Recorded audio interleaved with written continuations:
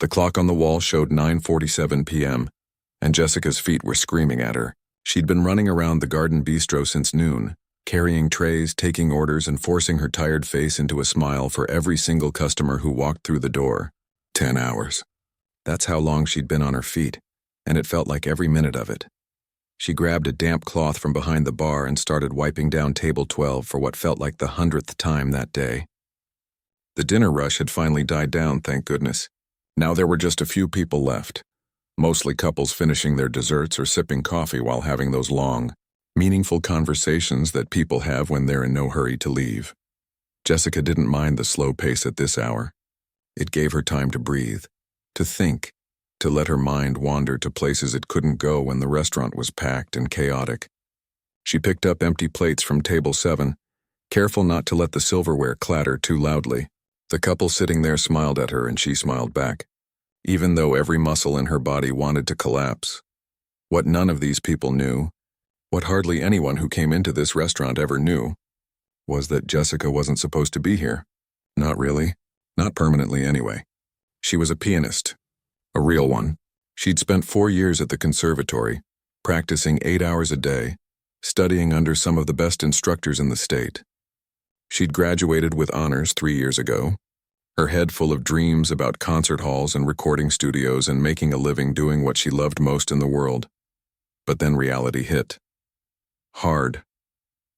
Student loans don't pay themselves. Neither does rent in a city like Portland, where even a tiny apartment costs more than she ever imagined. She'd gone to auditions, dozens of them. She'd sent out applications to orchestras, music schools, anyone who might need a pianist. The rejections piled up. The silence was even worse than the rejections. And somewhere along the way, this waitressing job that was supposed to be temporary became her actual life. The piano in the corner of the restaurant caught her eye as she walked past it, carrying a tray of dirty dishes. It sat there every night, elegant and beautiful, like a promise that was never quite kept. Sometimes the restaurant hired someone to play during dinner service, usually on weekends. Jessica had never volunteered. She'd never even mentioned to most of her co-workers that she knew how to play. It hurt too much. Every time she looked at that piano, she felt a weird mix of longing and resentment. That could have been her life. Should have been her life. But instead, here she was, scraping leftover pasta into a trash bin. She pushed through the kitchen doors and set the dirty dishes by the sink. The kitchen staff was winding down too, cleaning their stations and looking forward to going home. Jessica grabbed a pitcher of water and headed back out to refill glasses at the remaining tables. That's when she noticed Mr. Chen walking toward her. He was the manager, a kind man in his 50s who'd given her this job when she desperately needed it. He had this look on his face, sort of hopeful but also apologetic, like he was about to ask her for a favor he wasn't sure she'd want to do. "Jessica, you got a minute?" he asked, keeping his voice low. "Sure, what's up?" She set the water pitcher down on an empty table. Mr. Chen glanced toward the corner of the restaurant, where an older couple sat at table 3. "See that couple over there? It's the wife's 50th birthday. The husband, Tom, he's been coming here for years. Really nice guy. He called ahead and asked if we could have someone play a few songs on the piano for her. You know, make it special." Jessica felt her stomach tighten. She knew where this was going. "The problem is," Mr. Chen continued, "our regular pianist called in sick about an hour ago. I know this is a lot to ask, and you've already worked a long shift, but I remember you mentioning once that you studied music. I was wondering if maybe you could play a few songs. Just something nice and simple? I'd really appreciate it, and I know Tom would too." Jessica looked down at her apron. It had stains on it from spilled coffee and marinara sauce. Her hair was pulled back in a messy ponytail, and she probably smelled like the kitchen. The last thing she wanted to do right now was sit at that piano and expose herself to a room full of strangers. It had been months since she'd really played. Not just messing around at home on her cheap keyboard, but actually performed for people. The last time had been an audition for a teaching position at a local music school. She'd been so nervous that her hands shook and she'd made mistakes in a piece she'd played perfectly 1,000 times before. She didn't get the job. After that, something inside her had sort of shut down. It was easier to not try than to keep failing. "I don't know," she said quietly. "I'm not really prepared and I haven't practiced in a while." Mr. Chen's expression softened. "I understand. It's totally okay if you don't want to. I just thought I'd ask. You don't have to decide right now. Think about it for a minute. He walked away to help another server, leaving Jessica standing there with her thoughts spinning. She glanced over at table 3 again. The woman, the birthday girl, was laughing at something her husband said. He was holding her hand across the table, looking at her like she was the most important person in the world. They looked happy, really genuinely happy. Something about that image got to her. Maybe it was the exhaustion making her emotional, or maybe it was something else, but Jessica felt a little crack form in the wall she'd built around her music. These were good people having an important moment. Could she really say no to being part of that, even in a small way? Her feet still hurt. She was still tired. She was still scared of sitting at that piano and being reminded of everything she'd given up. But looking at that couple, seeing the love and joy on their faces, made her think that maybe, just maybe, she could push through her fear for one night. Jessica took a deep breath and walked to the back room where the staff kept their personal belongings. She untied her apron and hung it on a hook, then washed her hands thoroughly in the sink. She caught a glimpse of herself in the small mirror hanging on the wall. She looked tired, sure, but there was something else in her eyes now. A tiny spark of something she hadn't felt in a long time, nervousness, anticipation, maybe even a little bit of excitement. She pulled the elastic from her hair and tried to make herself look a little more presentable. It wasn't much, but it would have to do. Then she walked back out into the dining room, her heart beating faster with each step. The piano waited for her in the corner, its polished surface reflecting the soft restaurant lights. Jessica approached it slowly, aware that a few customers had noticed her heading that way. Mr. Chen caught her eye and gave her an encouraging nod. This was it. In a few seconds she'd be sitting at that bench, her fingers on those keys making music for the first time in months in front of real people. The thought terrified her. But the couple at table 3 deserved something special for their celebration. And maybe, just maybe, Jessica deserved to remember what it felt like to play again. Jessica's hands were shaking as she pulled out the piano bench and sat down. The leather seat was cool beneath her, and suddenly she was very aware of how many people were in the restaurant. It wasn't packed, maybe 15 or 20 customers scattered across the tables, but it felt like 100 pairs of eyes were watching her. She could feel her heart pounding in her chest. This was different from practicing alone in her apartment. This was real, public. There was no pause button, no way to stop and start over if she messed up. Whatever came out of this piano in the next few minutes would be it. Her fingers hovered over the keys, not quite touching them yet. The ivory felt cool under her fingertips. How long had it been since she'd sat at a real piano like this? Her keyboard at home was fine for practice, but it wasn't the same. This was an actual acoustic piano, and she could already tell from just touching the keys that it was well maintained. Someone tuned it regularly. Someone cared about this instrument. Jessica glanced up and caught sight of the birthday couple at table 3. Tom, the husband, was watching her with interest. His wife had noticed too, turning slightly in her chair to see what was happening. There was something hopeful in their expressions, like they were expecting something nice, but not quite sure what they were going to get. That look made Jessica's anxiety spike even higher. What if she disappointed them? What if her fingers were too rusty, too out of practice? What if she hit wrong notes or forgot parts of whatever song she decided to play? She took a deep breath and tried to calm herself down. She needed to choose something simple, something safe, a piece she could play in her sleep even on her worst day. Her mind raced through possibilities. Classical music felt too formal, too serious for a birthday celebration in a casual restaurant. Pop songs felt too trendy. Then it hit her. Jazz, a standard. Something smooth and elegant that would blend into the background without demanding too much attention. Autumn Leaves, maybe, or Misty.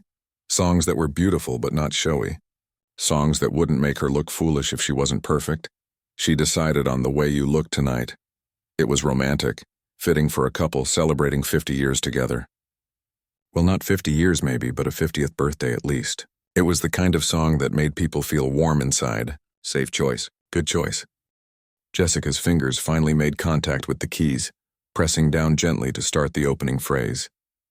The sound that came out was softer than she expected, and she realized she'd been holding back without meaning to. She pressed a little harder on the next notes, finding the right touch, the right balance between gentle and present. The melody started to flow, slowly at first, carefully, like she was testing the waters of a lake before jumping in. Her left hand found the bass notes, providing the foundation, while her right hand carried the tune. The muscle memory was still there, buried under months of neglect but not gone. Her hands remembered what her mind had been trying to forget.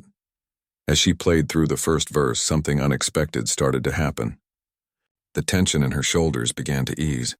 Her breathing got deeper, more natural. The restaurant around her started to fade a little bit. Not completely, but enough that she wasn't so painfully aware of being watched anymore. This was why she'd fallen in love with music in the first place. This feeling, the way the notes connected to something deep inside her, something that didn't need words to express itself, the way time seemed to slow down and speed up at the same time when she was playing, the way nothing else mattered except the sound coming from beneath her fingers. She added a few embellishments to the melody, little decorative touches that weren't in the original sheet music but felt right in the moment. Her confidence grew with each measure. The song moved through its middle section, and she let herself relax into it, finding the groove, the swing that made jazz feel alive. When she finished the song and lifted her hands from the keys, there was a brief moment of silence. Then she heard it. Applause.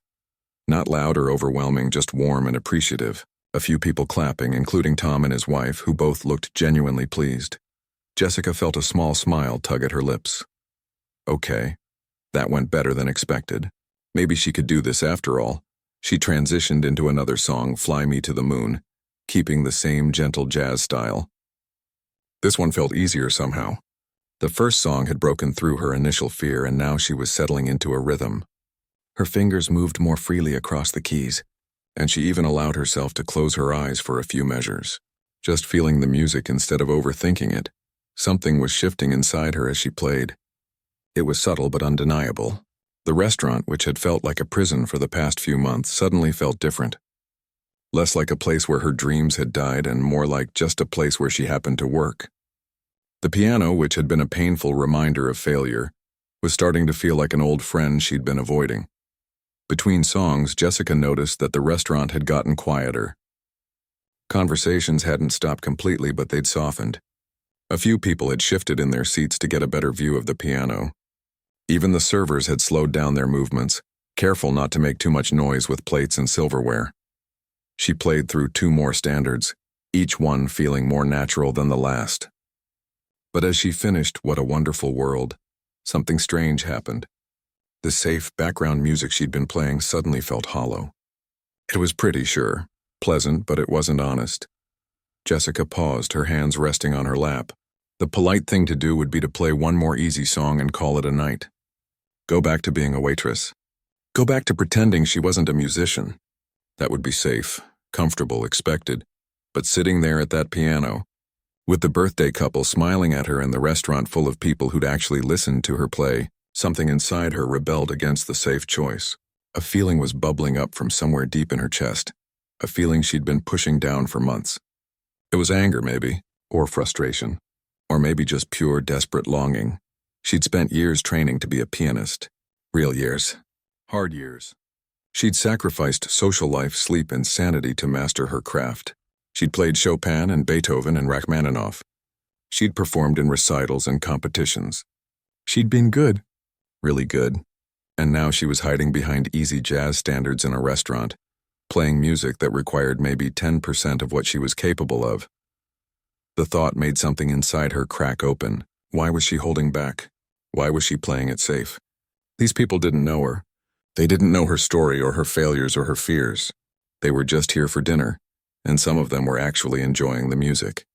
What did she have to lose by playing something real? Jessica looked at the birthday woman again.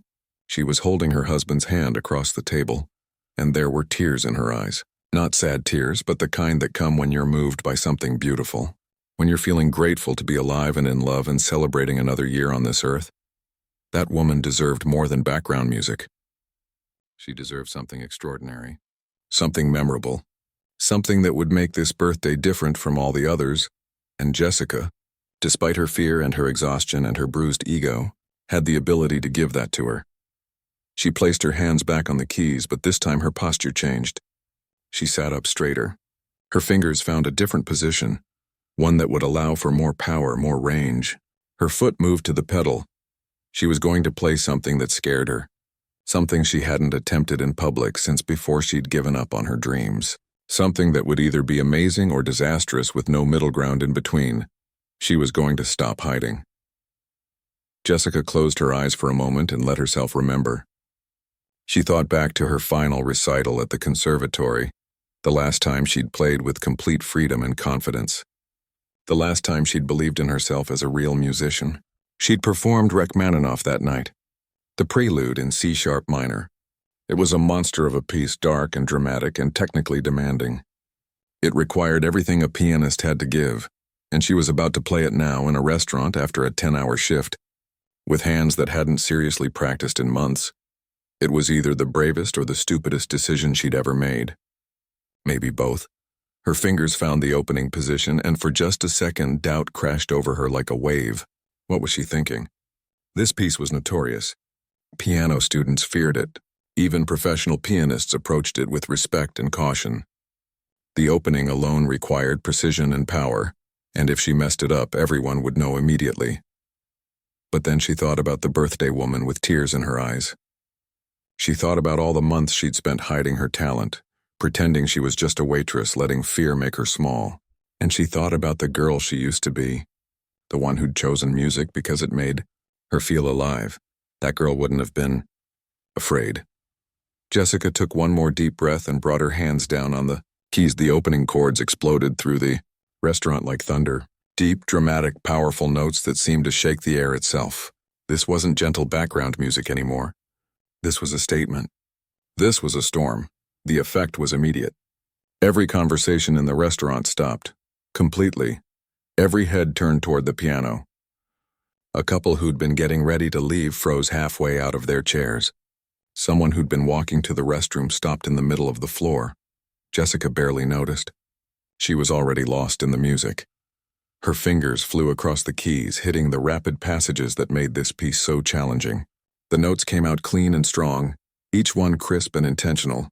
Her left hand provided the thundering bass line, while her right hand danced through the melodic phrases. The muscle memory was there, buried but not forgotten, and it was coming back fast. The piece moved through its opening section, building intensity with every measure. Jessica's whole body moved with the music now, swaying and leaning into the dramatic moments.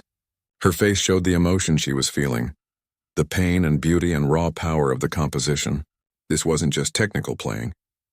This was expression. This was art. She hit a particularly difficult passage, a section that had always given her trouble even when she practiced daily. For a split second, she felt her fingers hesitate, unsure, but instead of panicking, instead of letting fear take over, she pushed through. She made the notes work, maybe not perfectly, but with conviction, with courage. The music poured out of her like something that had been locked away too long. Every emotion she'd been holding back for months, every disappointment and frustration and fear, it all channeled through her hands into the piano. The anger at herself for giving up, the sadness at what she thought she'd lost, the desperate hope that maybe it wasn't too late to get it back. She reached the middle section of the piece where the mood shifted slightly. The music became more lyrical here, more singing, though no less intense. Jessica's touch softened just enough to let the melody breathe. This was the part that always made her feel something deep in her chest, something she couldn't quite put into words. It was beautiful and heartbreaking at the same time. A glance up showed her something that made her heart skip. The entire restaurant was watching her, not just casually listening anymore, but really watching. The kitchen staff had come out from the back, standing in the doorway with dish towels in their hands and looks of amazement on their faces. 2 new customers had walked in the front door and were standing there frozen, unable to move any further because they'd walked into the middle of this unexpected concert. Mr. Chen was standing near the bar, and when Jessica caught his eye for just a second, she saw something on his face she'd never seen before, pride. He was proud of her. Maybe he'd always known she had this in her, even when she'd forgotten it herself. The birthday couple at table 3 looked transfixed.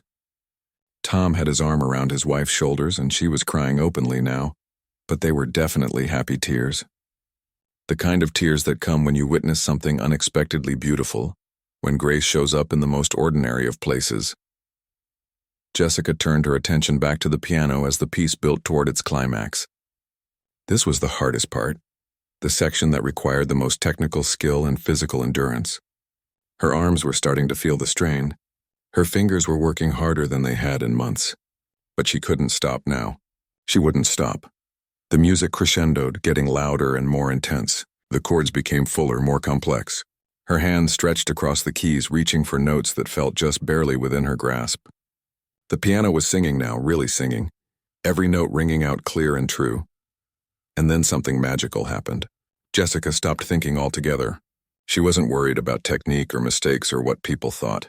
She wasn't even really conscious of playing anymore. She had become the music. Her hands knew what to do, and she just let them do it. She surrendered completely to the piece, trusting in years of training and practice and love for this art form. The music swept through the restaurant like a living thing. It filled every corner, every space, every silence. It was bigger than the room, bigger than the moment, bigger than Jessica herself.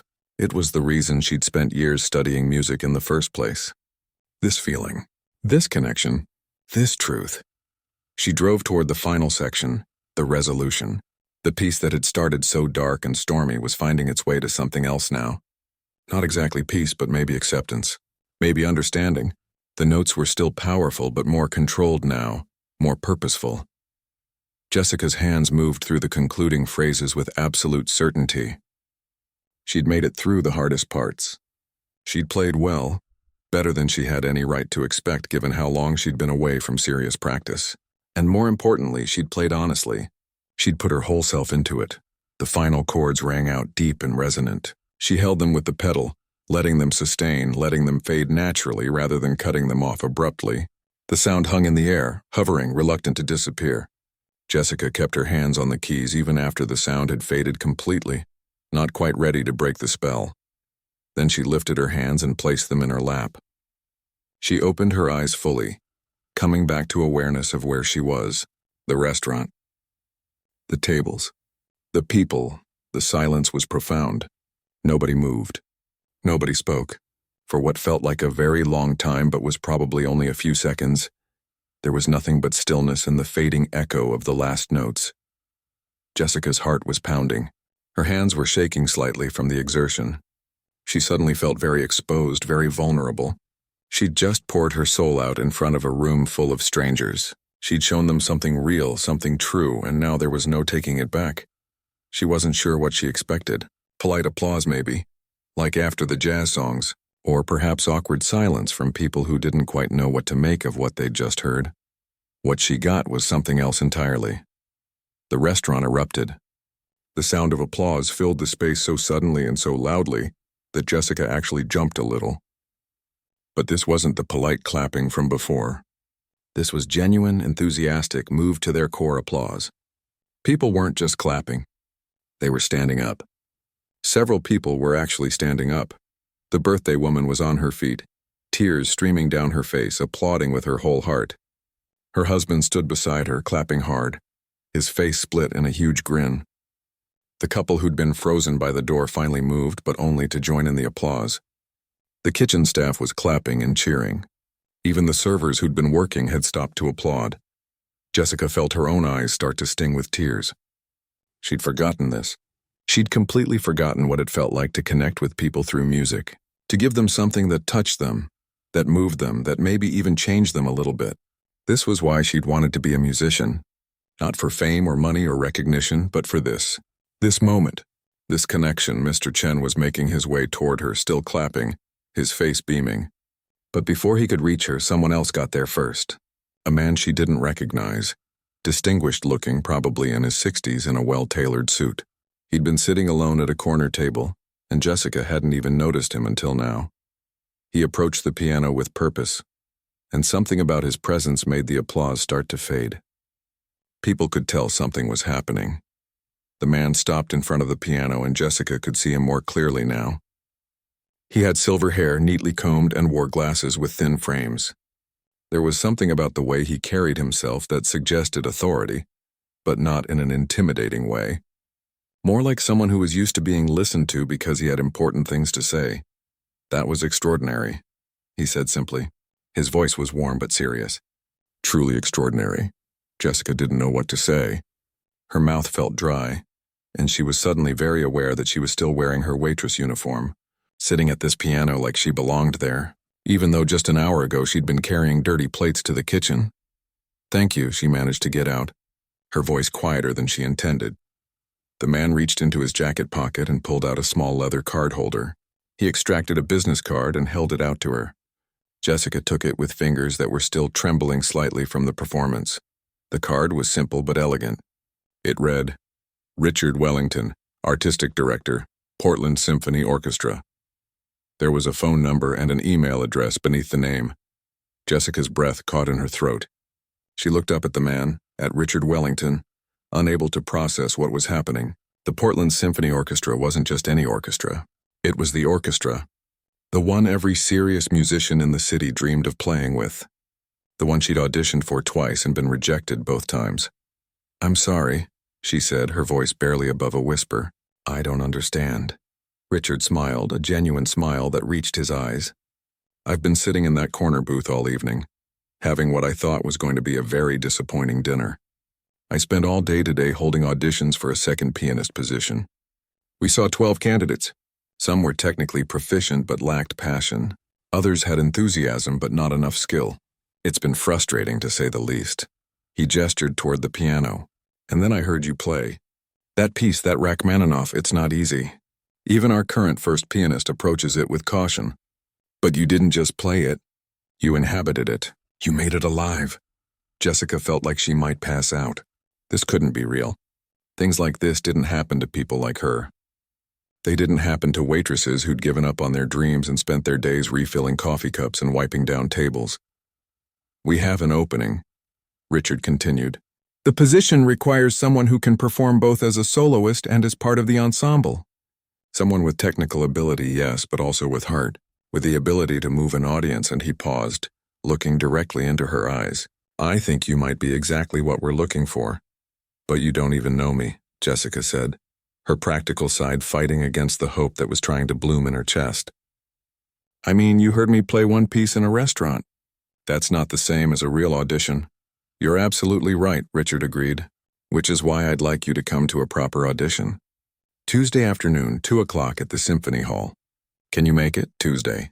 That was 4 days away. 4 days to practice, to prepare, to remember how to be a real pianist again. It wasn't much time, but it was something. It was a chance." "I'll be there," Jessica said, and she was surprised by how firm her voice sounded. "How certain." Richard nodded, looking pleased. "Good. Bring whatever pieces you feel best represent your abilities. We'll want to hear at least 3 selections. Different styles, if possible. And prepare to do some sight reading as well." Before Jessica could respond, Mr. Chen appeared at Richard's elbow. "Excuse me," he said, looking a bit starstruck himself. "I just want to say, Jessica here is one of our best employees. She's reliable, hardworking, and clearly incredibly talented. If you're offering her an opportunity, I hope she takes it." Then Mr. Chen turned to Jessica, and his expression became more serious. "And Jessica, I want you to take the rest of the week off. Starting right now. You need time to prepare, and you've more than earned it. We'll manage fine without you for a few days." Jessica felt tears prickling at her eyes again. Mr. Chen had always been kind to her, but this was something else. He was actively encouraging her to pursue something that might mean she'd leave this job forever. He was putting her dreams ahead of his staffing needs. "Are you sure?" she asked. "I'm absolutely sure," Mr. Chen said firmly. "Go home, rest, practice. And when Tuesday comes, you show them what you just showed us." Richard Wellington extended his hand and Jessica shook it, still feeling like she was in some kind of dream. "I look forward to hearing you play again," he said. "And thank you for reminding me why I love music. That's a gift you gave everyone here tonight." He nodded politely and made his way back to his table to settle his bill. Jessica watched him go, then looked down at the business card in her hand. The letters seemed to shimmer slightly in the soft restaurant lighting, or maybe that was just her eyes still watering. The applause had died down by now, and people were returning to their conversations and meals. But there was a different energy in the room. Something had shifted. Something important had happened, and everyone who'd been there felt it. The birthday couple approached the piano, both of them smiling. Tom spoke first. "That was the most incredible birthday present my wife could have asked for. We've been coming to this restaurant for 8 years, and we've never heard anything like that. His wife reached out and took Jessica's hand, squeezing it gently. "I don't know your story," she said softly, "but I know talent when I hear it. And I know courage when I see it. What you did tonight, that took bravery. Thank you for sharing that with us." Jessica managed to thank them, though her voice was shaky. After they returned to their table, she sat at the piano for another moment, just processing everything that had happened in the last 10 minutes. Her whole life had just changed direction. Again. But this time it felt different. This time it felt right. She stood up from the piano bench, her legs a bit unsteady. Several other customers stopped her on her way to the back room, offering congratulations and praise. One woman pressed a $20 bill into her hand. "For the music," she insisted. That was worth far more than a meal. When Jessica finally made it to the staff area, she leaned against the wall and let out a long breath. Her co-workers were all grinning at her, a couple of them whooping and cheering. One of the other servers, Patricia, came over and hugged her. "Girl, you've been hiding that from us this whole time?" Patricia said, laughing. "I knew you were smart and good at your job, but I had no idea you could play like that." That was insane. Jessica laughed too, though it came out a bit shaky. "I guess I forgot I could play like that too." She gathered her things, her mind already racing ahead to Tuesday. 4 days. She had 4 days to prepare for the most important audition of her life. 4 days to remember every technique her teachers had taught her. 4 days to practice until her fingers hurt and then practice some more.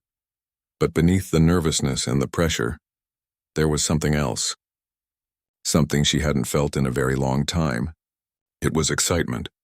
Pure, genuine excitement about music again, about playing, about the possibility of doing what she loved for a living instead of just surviving. As she walked out of the restaurant into the cool night air, Jessica looked up at the sky. The stars were visible despite the city lights, tiny points of brightness in the darkness. She thought about how quickly things could change, how one decision, one moment of courage could open doors you thought were closed forever. This morning she'd woken up as a waitress who used to be a pianist. Tonight she was going home as a pianist who happened to work as a waitress. And maybe, just maybe, by next week she'd be something else entirely. Something she'd always dreamed of being but had stopped believing was possible. A professional musician. The business card was still in her hand, and she looked at it one more time before carefully placing it in her wallet. Tuesday couldn't come fast enough, but it also felt terrifyingly close. She had so much work to do, so much to prepare. But for the first time in months, maybe even years, Jessica felt truly alive. The music had come back to her tonight, or maybe she'd come back to it. Either way, she wasn't going to let it go again. Whatever happened on Tuesday, win or lose, she'd already won something important tonight. She'd remembered who she really was. The next 4 days passed in a blur of practice, nerves, and very little sleep. Jessica's tiny apartment became her sanctuary and her prison all at once. She'd pushed her furniture to the sides of the living room to make space, and her old keyboard sat in the center like an altar. It wasn't a grand piano, not even close, but it would have to do. She practiced until her fingers cramped. She practiced until her neighbors knocked on the wall asking her to please stop for the night. She practiced until she could play her chosen pieces in her sleep. The Rachmaninoff, of course, a Bach prelude and fugue to show her classical foundation, and a contemporary piece by a local composer to demonstrate versatility. But the practicing wasn't the hardest part. The hardest part was the voice in her head that kept whispering doubts. What if Friday night had been a fluke? What if she'd gotten lucky and couldn't replicate that performance? What if Richard Wellington changed his mind? What if she walked into that audition and completely fell apart? By Tuesday morning, Jessica was exhausted and terrified. She'd barely slept the night before, running through fingerings in her mind, hearing the music over and over. She changed her outfit 3 times before settling on a simple black dress. Professional, but not trying too hard. She wanted to look like someone who belonged at a symphony, not someone playing dress-up. The Portland Symphony Hall was downtown, a beautiful building she'd walked past hundreds of times but had only been inside twice before, both times for auditions that hadn't gone well.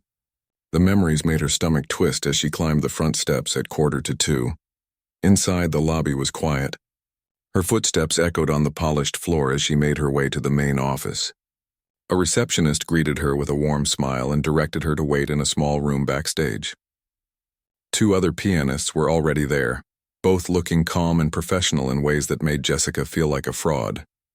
She sat down, gripping her folder of sheet music so tightly that her knuckles turned white. The clock on the wall ticked loudly. Each second felt like an eternity. One by one, the other pianists were called. Jessica could hear muffled music coming from the auditorium, though not clearly enough to judge how they were doing. When each one returned, their faces were unreadable. They collected their things and left quickly, and Jessica was alone with her thoughts again. Finally, a stage manager appeared at the door. "Jessica? They're ready for you." Her legs felt weak as she stood. She followed the stage manager through a maze of hallways until they reached the wings of the stage. Through the gap in the curtain, she could see the concert hall stretching out before her, row after row of empty seats rising up into the darkness. On the stage sat a beautiful grand piano, spotlit and waiting. Sitting in the front row were 3 people. Richard Wellington was in the center, flanked by 2 others she didn't recognize. They had clipboards and looked official and intimidating. "Whenever you're ready," the stage manager said gently, gesturing toward the stage. Jessica walked out into the light. The piano seemed impossibly far away, and then suddenly she was standing right beside it. The bench, the keys, the moment she'd been preparing for. "Good afternoon, Jessica." Richard's voice carried clearly through the empty hall. "Thank you for coming. We're looking forward to hearing you play. Please begin whenever you're comfortable." She sat down, adjusted the bench height slightly, and placed her music on the stand, even though she had everything memorized. Her hands were shaking. She could feel her heartbeat in her throat. This was it. Everything came down to the next 20 minutes. All those years of study, all those sacrifices, all those dreams she'd put on hold. This was her chance to get them back. Jessica closed her eyes and took a deep breath. She thought about Friday night, about the birthday couple and their happy tears, about Mr. Chen's proud smile, about the feeling of the music flowing through her without fear or hesitation. She thought about why she'd fallen in love with piano in the first place. Back when she was 7 years old and her grandmother had first let her touch the keys of her old upright. Because music was beautiful.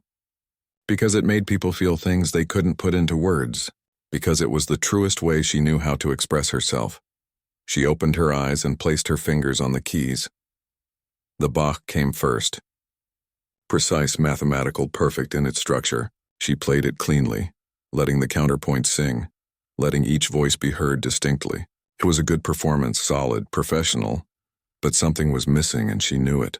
She was playing correctly, but she was playing scared. She was so focused on not making mistakes that she'd forgotten to make it meaningful. When she finished the Bach, there was a brief pause.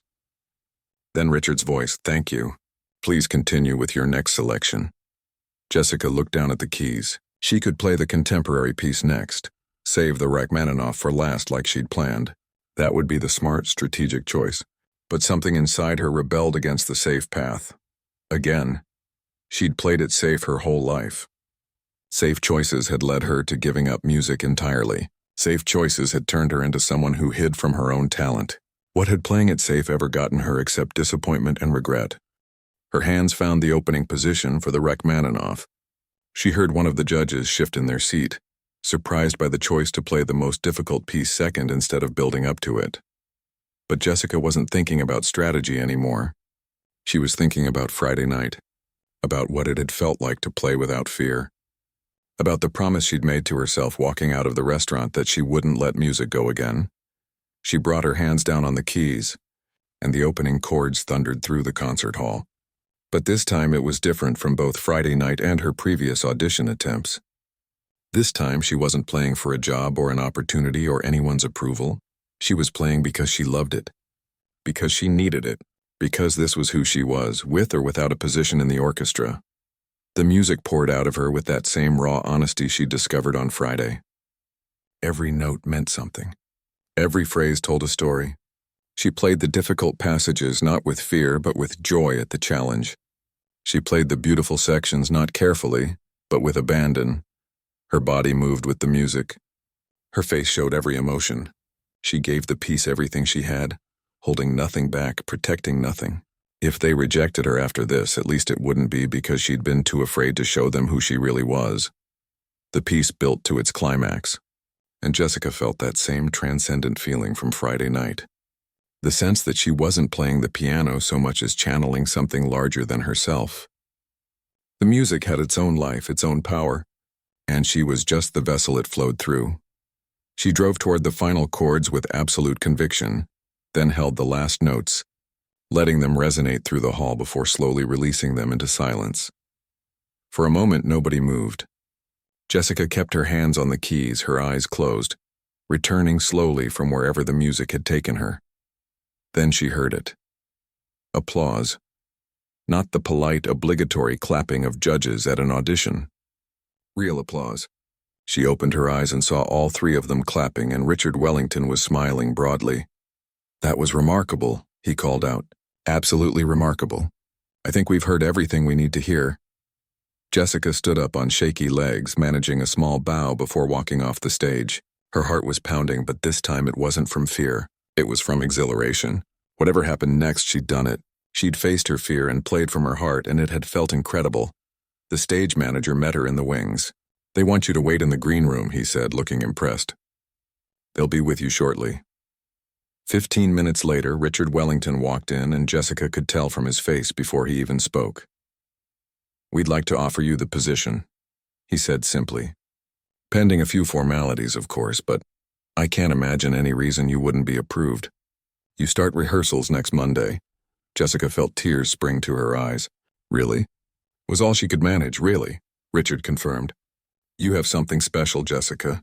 A technical foundation combined with genuine emotional depth. That's rare. Very rare."